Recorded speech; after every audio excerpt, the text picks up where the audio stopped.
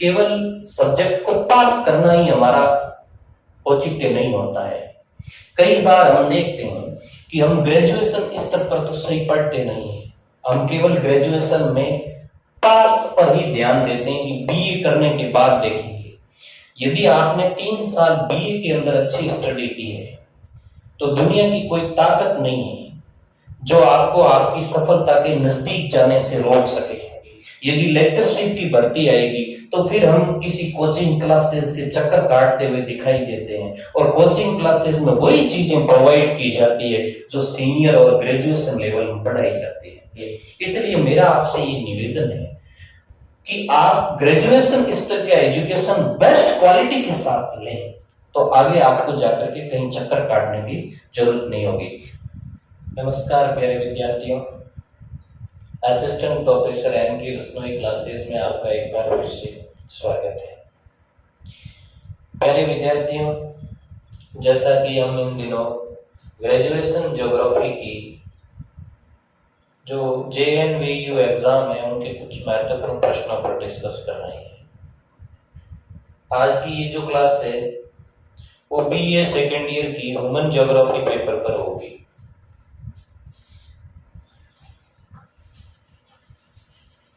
Geography का जो BA second year का मानव भूगोल का पेपर है उनसे जुड़े महत्वपूर्ण प्रश्नों पर आज हम डिस्कस करेंगे। मुझे आशा है प्यारे विद्यार्थियों आप अच्छी तरीके से तैयारी कर रहे होंगे और हमारा ये छोटा सा प्रयास आपकी उस तैयारी में महत्वपूर्ण भूमिका अदा करेगा। इसी आशा और विश्वास के साथ हम आपके साथ हमेशा जुड़े रहेंगे। आपको पता होगा ज्योग्राफी एक प्रैक्टिकल सब्जेक्ट है जिसमें थियरी में 75 मार्क्स का पेपर आता है। पूरा पेपर है वो 3 सेक्शन के अंदर बंटा हुआ है, सेक्शन अ, सेक्शन ब और सेक्शन स। और आपको ये भी ध्यान रखना है सेक्शन ए जिसमें 10 क्वेश्चन पूछे जाते हैं, सेक्शन ब जिसमें प्रत्येक यूनिट से 1 क्वेश्चन आएगा, टोटल 5 क्वेश्चन पूछे जाएंगे। हालांकि इसमें ब के अंदर प्रत्येक यूनिट के 2 क्वेश्चन आते हैं, एक या 2 में, तो आपको पर यूनिट 1 क्वेश्चन करना होता है। ए सेक्शन के अंदर 10 के 10 प्रश्न करने अनिवार्य है। ब सेक्शन में आपको 5 क्वेश्चन करने हैं लेकिन पर यूनिट 1 क्वेश्चन करना है। सेक्शन स में आपसे 5 प्रश्न आएंगे जिनमें से 3 करने अनिवार्य है, यानी 5 आएंगे जिनमें से आपको 3 करना होता है, और उसमें भी पर यूनिट से 1 क्वेश्चन पूछा जाएगा लेकिन आपको करना 3 है।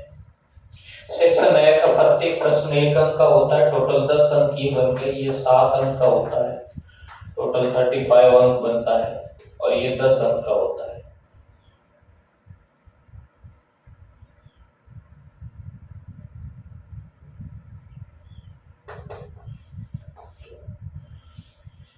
ये 30 का बनता है। इस तरीके से टोटल 75 का है। बिना किसी समय को जाया करते हुए हम यूनिट वाइज स्टडी करेंगे।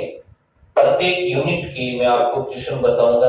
और हाँ, एक बार मैं आपको ये भी बता दूं कि ये जो क्लास है ये केवल और केवल क्वेश्चन को लेकर के बनाई गई है, और मैं आपको ये भी बताता हूं कि कुछ इंपॉर्टेंट क्वेश्चनों को लेकर के अलग से क्लास आएगी जिसमें क्वेश्चन की आंसर राइटिंग यानी क्वेश्चन के आंसर पर डिस्कस होगा। तो इस क्लास में हम केवल क्वेश्चन पर चर्चा करें और कुछ चीजें हैं उस पर मैं आपको डिटेल से बताऊंगा। तो जैसे इकाई फर्स्ट, इकाई 1 के अंदर क्या आने वाला है पहले मैं लिख लेता हूं, उसके बाद मैं आपको डिस्कस करवाऊंगा। इकाई 1, 2 इकाइयों के क्वेश्चन मैं लिख लेता हूं। इकाई 1 जिसमें पार्ट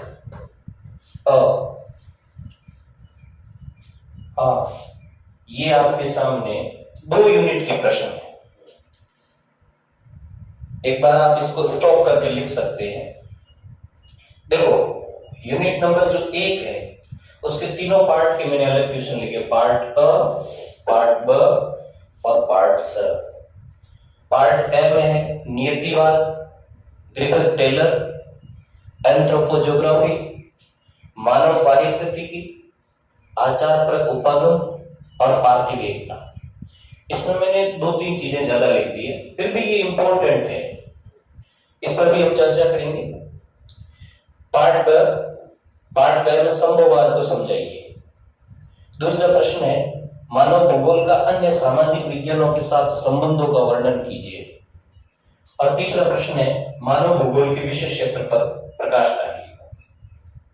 और पार्ट 6 में एक प्रश्न लिया मैंने, मानव पर्यावरण संबंधों की विचारधारा नव नियतिवाद को विस्तार से समझिए।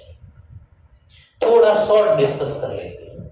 नियतिवाद, प्यारे विद्यार्थियों ध्यान रखना, प्रथम यूनिट के अंदर सिलेबस में मानव पर्यावरण संबंधों का चैप्टर दिया हुआ है और मानव पर्यावरण संबंधों की 3 विचारधाराओं को आपके सिलेबस में शो किया गया है, जिसमें एक तो नियतिवाद है, एक संभववाद है और एक नवनियतिवाद है। मैं तीनों को शॉर्ट में बता देता हूं। नियतिवाद जो विचारधारा है वो इस बात को मानती है कि प्रकृति का मानव पर प्रभाव है, अर्थात मानव के कार्यों, मानव के शारीरिक विकास, मानव की विभिन्न क्रियाएं प्रकृति द्वारा नियंत्रित है, अर्थात प्रकृति की आज्ञा से ही मानव कार्य करता है। ये विचारधारा नियतिवाद है। फिर लंबा डिस्कस करेंगे, बहुत बड़ा हो जाएगा इसका। तो आपको केवल इतना ही लिखना है कि प्रकृति को प्रभावशाली मानने वाली विचारधारा है। ग्रिफिथ टेलर एक ऑस्ट्रेलियन जियोग्राफर है जिन्होंने मानव पर्यावरण संबंधों पर अपना अध्ययन किया और एक विचारधारा दी नवनियतिवाद, जिसका आगे प्रश्न भी आया हुआ है। एंथ्रोपोजियोग्राफी, ये रेडजेल की पुस्तक है। ये पुस्तक मानव भूगोल की नींव मानी जाती है। मानव पारिस्थितिकी, ये एक प्रकार की विचारधारा है। मानव भूगोलवेत्ता यानी कुछ भूगोलवेत्ता जैसे बैरोज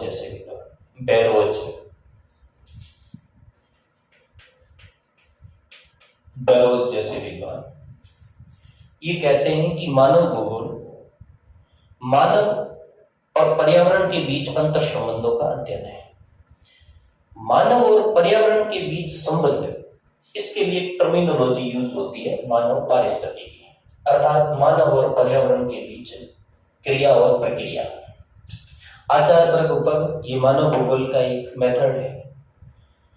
ये मेथड इस बात पर बल देता है कि मानव भूगोल में मानव के बिहेवियर यानी मानव के व्यवहार का अध्ययन करना चाहिए, क्योंकि प्रत्येक मानव प्राकृतिक तत्व को अपने व्यवहार से परिभाषित करता है।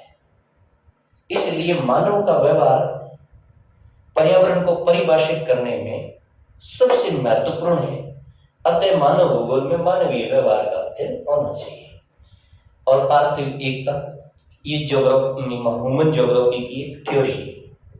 पार्थिव एकता, ये सिद्धांत इस बात पर बल देता है कि इस पृथ्वी पर समस्त बायोटिक एंड अबायोटिक यानी जैव और अजैव तत्व कोरिलेट है। कोरिलेट मतलब अंतर संबंधित है और प्रत्येक तत्व का अंतर संबंधित होना ये विचारधारा पार्थिव एकता कहलाती है। अर्थात पूरी पृथ्वी एक है, अर्थात तत्वों की कोरिलेटी की ये थ्योरी है।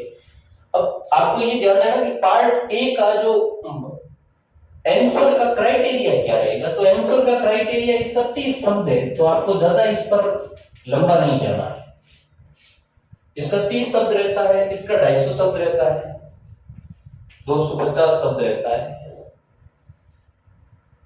हालांकि ज्योग्राफी में थोड़ा आप इसको शॉर्ट नोट आउट भी कर सकते हैं। इसका 400 शब्दों तक आप आंसर लिखोगे। उसके बाद नेक्स्ट संभववाद को समझाइए। देखो ये 7 नंबर का क्वेश्चन है, तो इसमें आपको कम से कम 2 प्रश्न लिखने हैं। 200 शब्द 250 शब्दों का ये आपका जो प्रश्न होगा। सॉरी, संभववाद क्या है? मैंने अभी आपको जस्ट बताया था नियतिवाद के बारे में। एक विचारधारा है मानव पर्यावरण संबंधों की, संभववाद।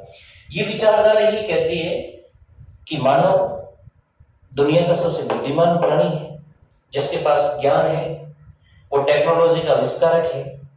इसलिए मानव प्रकृति पर अपना प्रभाव स्थापित करता है। शॉर्ट में बताऊं, मानव प्रकृति पर अपना प्रभाव स्थापित करता है। ये विचारधारा संभववाद कहलाती है। तो इसमें आपको डिटेल से लिखना पड़ेगा, संभववाद कहां से आया, ये फ्रांसीसियों की देन थी, आपको पता हो तो। नियतिवाद कहां से आया, वो जर्मनियों की देन थी, जर्मन लोगों की देन थी। तो ये जो मानव को प्रभावशाली मानने वाली विचारधारा है, इसमें आपको लिखना क्या है, उत्पत्ति कहां से हुई, इसके समर्थक विद्वान कौन है, एग्जाम्पल क्या देते हैं, फिर जस्टिफाई कैसे करते हैं।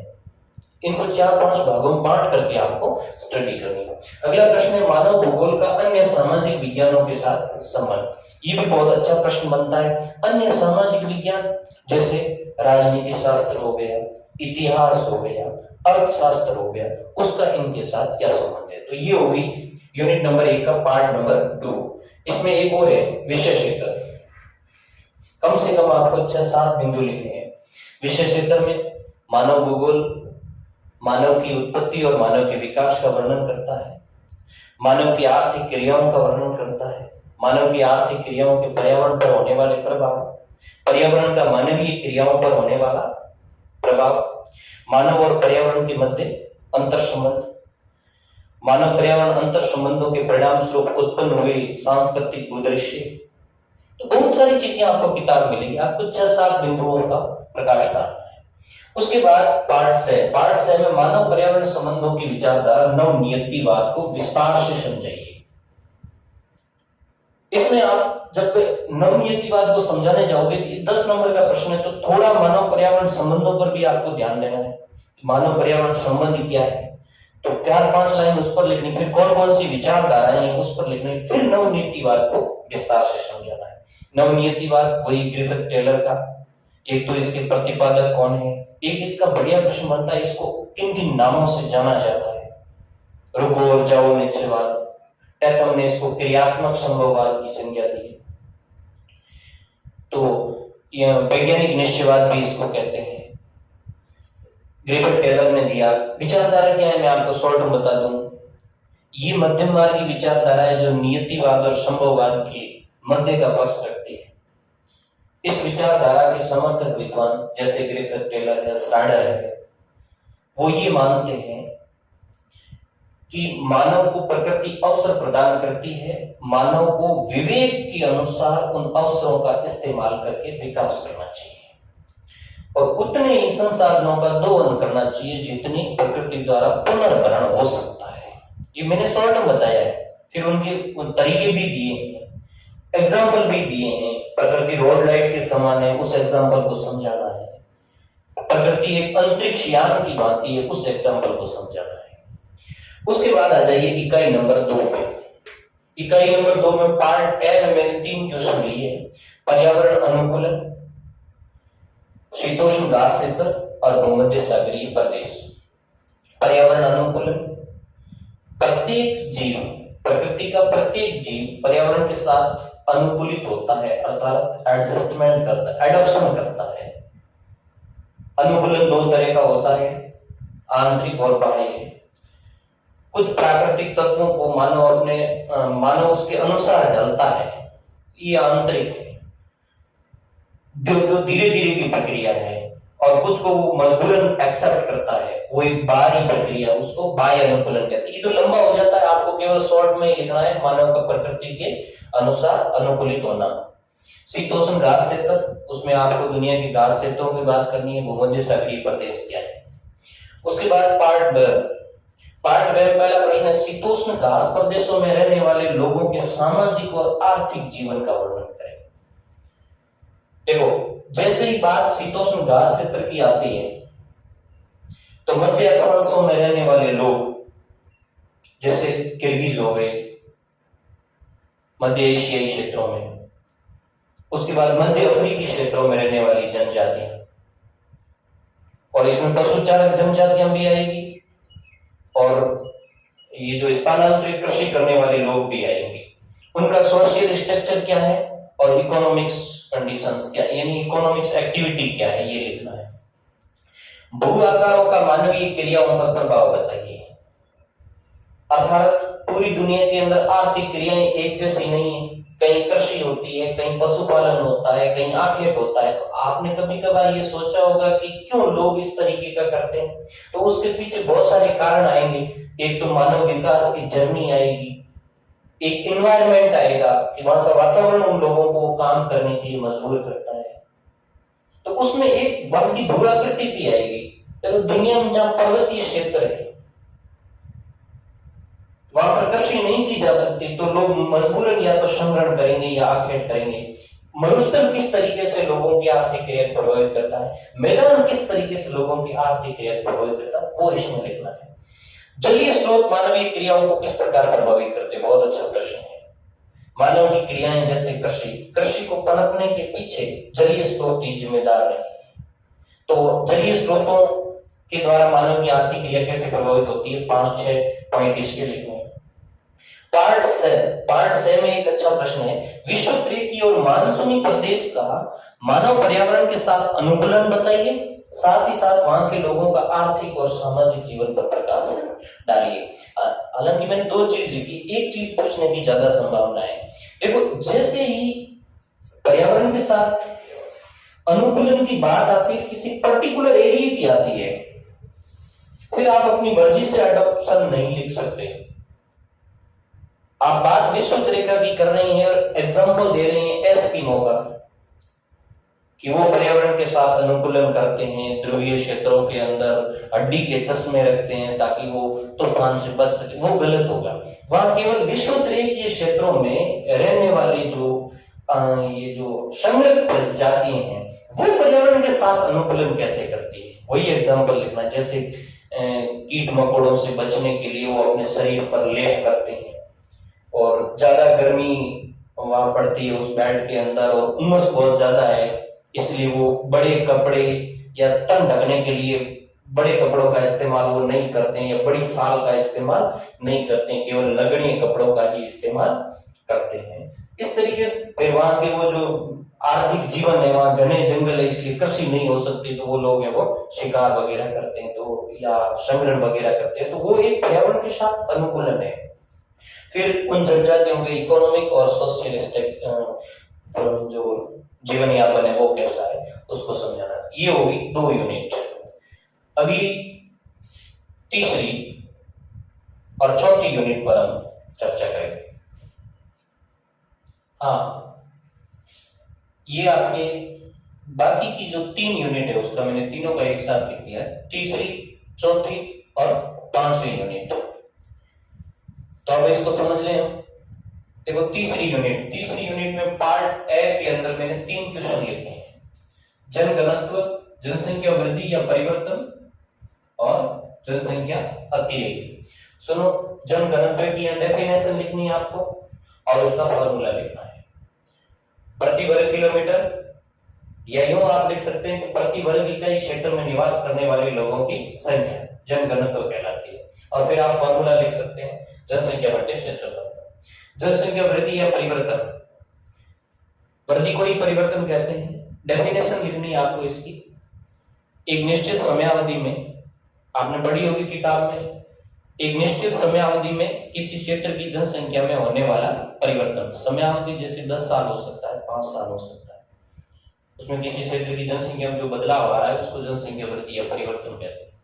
जनसंख्या अतिरेक, जनसंख्या अतिरेक से तात्पर्य होता है किसी क्षेत्र के अंदर जो संसाधनों की वहन करने की क्षमता है, उससे यदि जनसंख्या ज्यादा हो जाती है, यानी संसाधन जितने लोगों का भरण पोषण कर पाते हैं उससे यदि जनसंख्या ज्यादा हो जाती है, तो उस स्थिति को बोलते हैं जनसंख्या अतिरेक। ये जनसंख्या की जो जनसंख्या और संसाधन संतुलन की थ्योरी है उससे रिलेटेड एक शब्द है जनसंख्या अतिरेक। तो आपको ये लिखना है कि किसी भी क्षेत्र के अंदर संसाधनों की जो वहन क्षमता है उससे अतिरिक्त जनसंख्या का होना जनसंख्या अतिरेक कहलाता है। उसके बाद में जो पार्ट ब में मैंने 3 प्रश्न लिए। विश्व में जनसंख्या वितरण प्रतिरूप को समझाइए। वितरण प्रतिरूप है, वितरण में आपको वही लिखना है, अधिक जनसंख्या बसाव वाले क्षेत्र, सामान्य बसाव वाले क्षेत्र, विरल या नगण्य बसाव वाले क्षेत्र।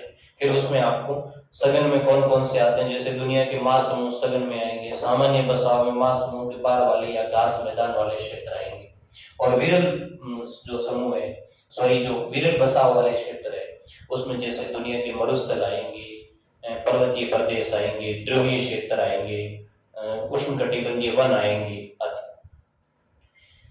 उसके बाद अगला प्रश्न है, मानव प्रजाति किसे कहते हैं? हैडन के प्रजाति वर्गीकरण को समझाइए। एक तो प्रजाति की आपको डेफिनेशन देनी है, प्रजाति किसे कहते हैं? रेस, जो फॉक्स नाम के विद्वान ने शब्द यूज किया था 1570 में, तो आपको लिखना ये रेस शब्द से आया है, जो किसी मानव के शारीरिक या रक्त समूह को इंगित करता है।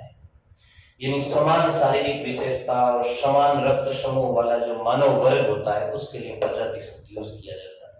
अलग अलग विद्वानों ने अलग अलग परिभाषाएं दी है, आप किसी एक विद्वान की परिभाषा है वो उसमें लिख सकते हैं। फिर हैडन का प्रजाति वर्गीकरण, देखो आपकी किताब में हैडन का भी दिया हुआ है, क्रोबर का भी दिया हुआ है, टेलर का भी दिया हुआ है, आपको याद सबका करना, लेकिन यह हैडन के आने की ज्यादा पॉसिबिलिटी बनती है पिछले कुछ एग्जाम्पल वर्षों के एग्जाम देखने के बाद। हैडन, आपको पता होगा हैडन ने जो वर्गीकरण किया वो बालों की बनावट के आधार पर किया है, और उन्होंने वो 3 भागों में बांटा है, गुच्छेदार बाल, सीधे बाल और लहरदार बाल। फिर उन्होंने उसमें रखा है कौन कौन से दुनिया के जो क्षेत्र या लोग है वो उन अलग अलग बाल समूह आते हैं, तो उनको आप पढ़ सकते हो। तीनों को बाई इंडेक्स बना करके अच्छे तरीके से लिखना है। फिर जनसंख्या वृद्धि को नियंत्रित करने वाले कारक, किस तरीके से हम दुनिया की जनसंख्या को कंट्रोल कर सकते हैं, 5-7 एक कारक लिखने हैं आपको। उसके बाद सह पार्ट में मानव प्रजाति के वर्गीकरण का आधार बताते हुए, देखो एक तो ये प्रश्न हो गया, आधार बताते हुए टेलर की प्रजाति वर्गीकरण को समझाइए। आधार, जैसे दुनिया के विद्वानों ने अलग अलग तरीके से प्रजातियों का वर्गीकरण किया है, किसी ने बालों की बनावट के आधार पर किया है, तो किसी ने कपाल भित्ति के आधार पर किया है, किसी ने नासिका के आधार पर किया है, किसी ने कद के आधार पर किया है, किसी ने रंग के आधार पर किया है। तो ये सब आधार हो गए, तो आपको इसमें शॉर्ट में लिखना है कौन कौन से आधार है। फिर टेलर का प्रजाति वर्गीकरण बताना है। इसने एक थ्योरी दी थी, प्रवास कटिबंध सिद्धांत, आपको याद हो तो, वो ये कहता है कि भाई दुनिया के अंदर जो ह्यूमन था, मानव था, उसमें आदि मानव की उत्पत्ति वो मध्य एशिया में हुई थी, और उसके बाद क्लाइमेटिक चेंज होने के कारण और जो नई पैदा होने वाली जो लोग थे उनके प्रभाव के कारण पुरानी प्रजातियां बाहर की तरफ चलेगी, वो जोन बन गया, जोन का मतलब कटिबंध बन गया, जिसमें मध्य एशिया में आज भी नवीन प्रजाति के लोग रहते हैं, और जैसे जैसे आप मध्य एशिया से बाहर जाओगे वैसे वैसे प्रजातियों की आयु है वो बढ़ती जाती थी। वो पुरानी प्रजाति के लोग थे, और वो सबसे बाहर वाले बेल्ट के अंदर नीग्रो और निग्रोइड को मानते हैं। तो ये उसका जो वर्गीकरण उसको समझाना है। फिर आता है इकाई नंबर 4। इकाई नंबर 4 में पार्ट ए में मैंने 3 प्रश्न लिखे हैं, अधिवास, अम्लैंड और अधिवासों का रेखीय प्रतिलोम। अधिवास में हैबिटेंट की डेफिनेशन देखी है, मानव आवासों का समूह या मानव बसाव स्थल को अधिवास कहते हैं।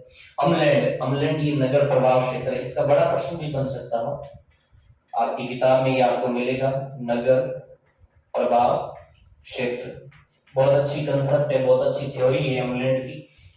ये आपको अधिवासों वाले पार्ट में मिलेगा, जिसमें आप नगरीय अधिवास पढ़ोगे तो एक सिटी के बाहर का जो प्रभाव एरिया होता है, एक नगर अपना जो भौतिक क्रियाएं हैं या जो आर्थिक क्रियाएं हैं उनका प्रभाव कहां तक छोड़ता है, वो प्रभाव एरिया उसका अम्लैंड कहलाता है। और अधिवासों का रेखीय प्रतिलोम, liner sequence pattern, liner pattern में मतलब अधिवासों का एक लाइन के अंदर बसा होना, जैसे सड़क के किनारे किनारे, रेल मार्गों के किनारे किनारे, नहर के किनारे किनारे या नदी के किनारे किनारे एक लंबी पंक्ति के अंदर बसा होता है, उसको रेखीय प्रतिलोम कहते हैं। फिर पार्ट बे के अंदर मैंने 2 क्वेश्चन लिखे हैं। एक तो मानव अधिवासों के प्रकारों का वर्णन कीजिए, या थोड़ा ध्यान से सुन लीजिए, अधिवासों के प्रकार। स्टूडेंट थोड़ा कंफ्यूज हो जाते हैं कि सर कौन सा लिखे, ग्रामीण नगरीय लिखें या प्रकीर्णन सहमत अर्धसहमत लिखें, कौन सा लिखें? जब प्रश्न आता है अधिवासों के प्रकारों का वर्णन कीजिए, ये बहुत बड़ी चीज पूछ रहा है, जिसमें आपको शॉर्ट में सारे प्रकार बताने की, वर्गीकरण का आधार क्या है। हम अधिवासों को कई प्रकार से वर्गीकृत कर सकते हैं। ये जो आप गांव और नगर वर्गीकरण कर रहे हैं, ये प्रकार्यात्मक आधार पर वर्गीकरण है, कार्यात्मक आधार पर वर्गीकरण है। गांव के काम अलग है और शहर के काम अलग है। इसी आधार पर आप घरों की सघनता के आधार पर जब वर्गीकरण करते हैं तो उसमें प्रतिनिधि अभिक्रिय गांव, सघन गांव, उसके बाद कस्बा बनता है, फिर नगर, फिर महानगर बनता है। वो अपने आप में अलग वर्गीकरण है। तो इस तरीके से आप जब आपकी किताब खोलोगे तो उसमें वर्गीकरण के 4-5 आधार दिए हैं। घरों की सघनता के आधार पर, साइट जिसको कहते हैं अपन, स्थिति के आधार पर वर्गीकरण, जैसे पर्वतीय गांव हो गए, वनीय गांव हो गए, या तटीय गांव हो गए, या तटीय अधिवास हो गए, वो स्थिति के आधार पर वर्गीकरण। इस तरीके से जो 4-5 आधारों पर वर्गीकरण किया जाता है वो इसमें लिखना है।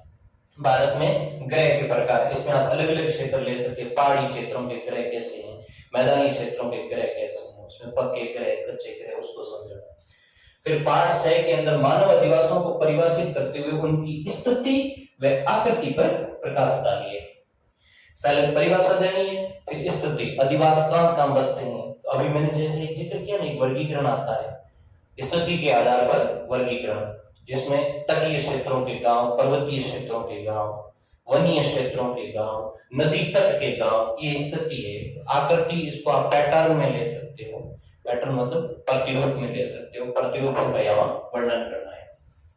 उसके बाद इकाई नंबर 5। इकाई नंबर 5 में 3 प्रश्न है शॉर्ट में।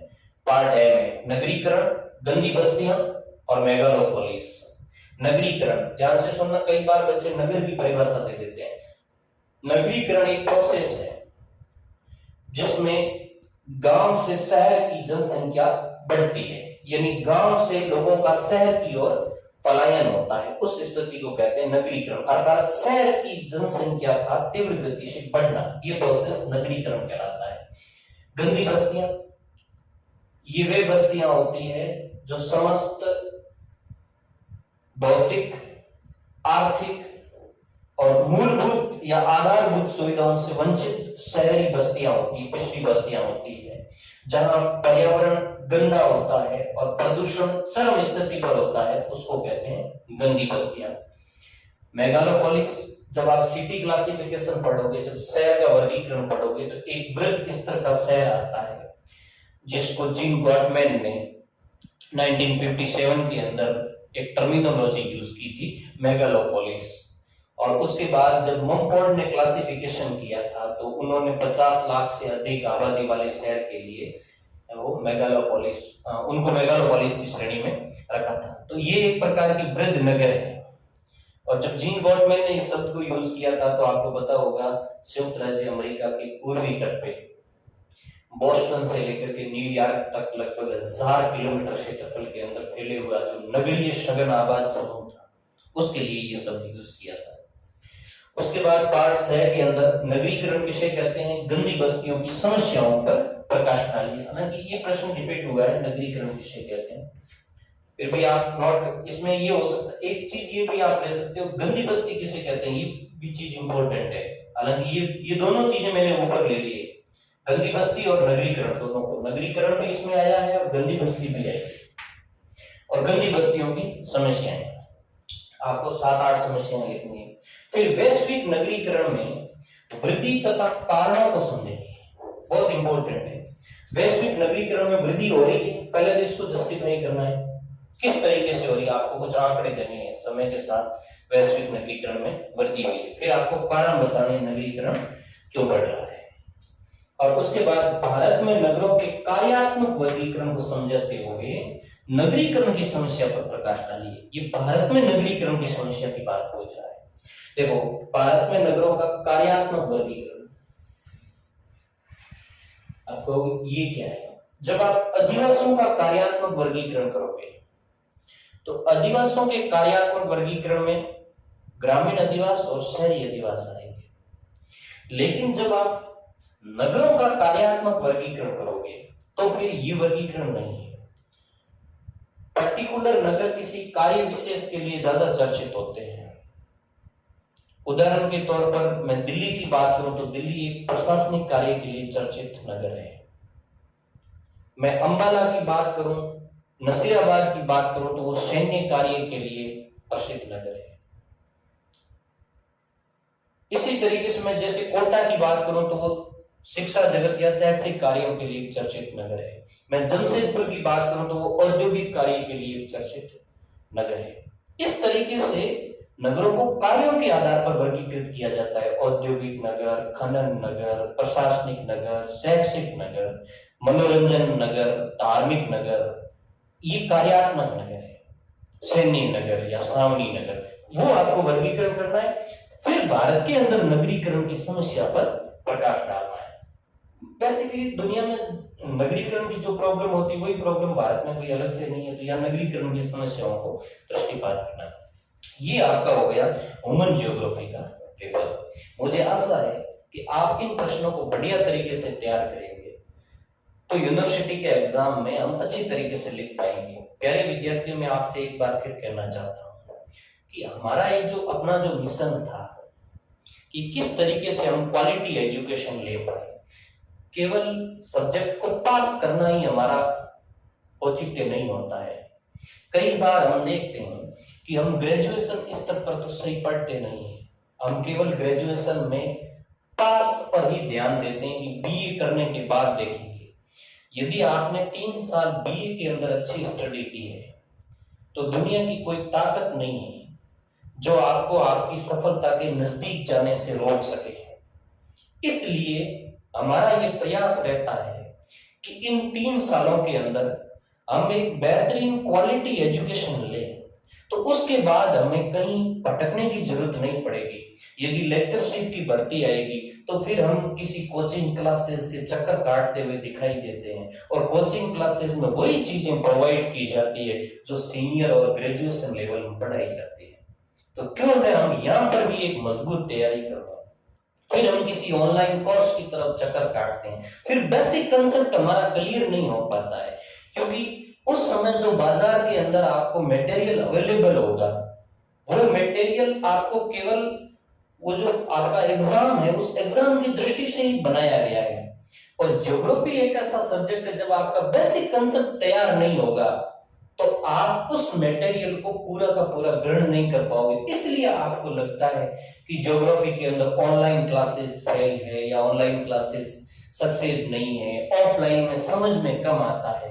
वहां यदि पूरी ज्योग्राफी समझाने जाए तो आप स्कूल लेक्चर का एक बहुत लंबा सिलेबस है जो 12 महीने में भी पूरा नहीं होगा। इसलिए जो आपके कोचिंग सेंटर वाले होते हैं वो जल्दी जल्दी सिलेबस पूरा करवाते हैं, तो वहां आपकी समझ विकसित नहीं होती है और लंबी लंबी चीजें लिखाई जाती है। इसलिए मेरा आपसे ये निवेदन है कि आप ग्रेजुएशन स्तर का एजुकेशन बेस्ट क्वालिटी के साथ लें, तो आगे आपको जाकर के कहीं चक्कर काटने की जरूरत नहीं होगी। हम ये प्रयास कर रहे हैं कि प्रत्येक चैप्टर को आप तक पहुंचाया जाए, तो आपसे यही आशा और अपेक्षा है कि आपके प्रत्येक मित्र तक, आपके प्रत्येक सगे संबंधी तक ये जो क्लासें हैं वो प्रोवाइड करवाएं। और एक मेरा आपसे ये निवेदन रहेगा कि आप यदि कुछ समस्याएं मुझसे पूछना चाहते हैं तो आप मेरे पर्सनल व्हाट्सएप नंबर पर ही मैसेज करें। मेरे व्हाट्सएप नंबर है 9610464633। आप अपने सब्जेक्ट से रिलेटेड कोई भी यदि समस्या है तो आप मैसेज लिख करके छोड़ दीजिए। आपके मैसेज का जवाब मैं उसी समय नहीं दे पाऊं तो उसके बाद कभी भी दे दूंगा। आपसे ये निवेदन रहेगा कि आप कॉल्स पर जवाब मांगने की कोशिश न करें, क्योंकि बहुत बिजी शेड्यूल रहता है, इसलिए कॉल पर जवाब नहीं दिया जा सकता। तो बहुत बहुत धन्यवाद। आशा है कि आप अपने एग्जाम में अच्छे तरीके से आप पेपर कर पाओगे।